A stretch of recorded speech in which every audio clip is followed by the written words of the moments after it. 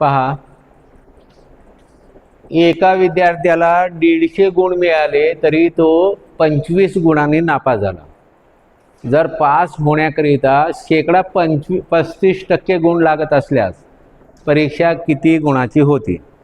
Pass व्हायला किती गुण पाहिजे? 35. त्याला मिळाले किती? 150. तरी तो किती गुणांनी नापास झाला? 25. म्हणजे 35% मिळालं असतं तर पास झाला असता. म्हणजे त्याला टोटल गुण किती घ्यावं लागला असतं?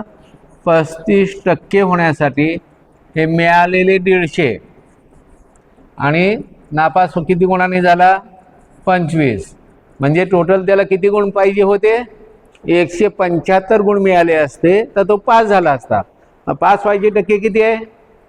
35 आहे. मग यांची बेरीज आपण तोंडी करून घ्यायचं आहे. परीक्षेत हे 150 अधिक 25 असं नाही करायचं. ते डायरेक्टलीच त्यांचं बेरीज करून घ्यायचं. 150 आणि 25 किती झालं? 175. 35ला 175 आहे तर मग 100ला किती असणार आहे? टोटल काढायचं असेल, 35 आहे त्याला 175 गुण आहे. मग 100% जर गुण असेल तर ते किती असणार आहे?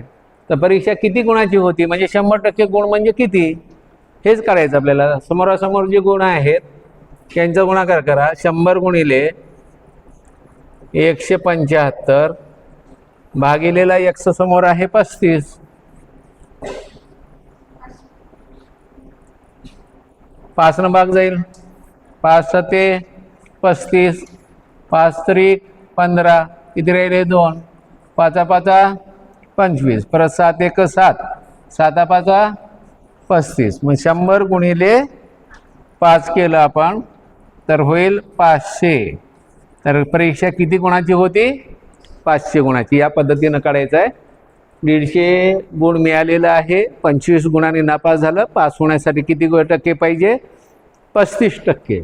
35% म्हणजे हे 150 आणि ते 25 यांची बेरीज करून घ्यायचं आहे. 35ला 175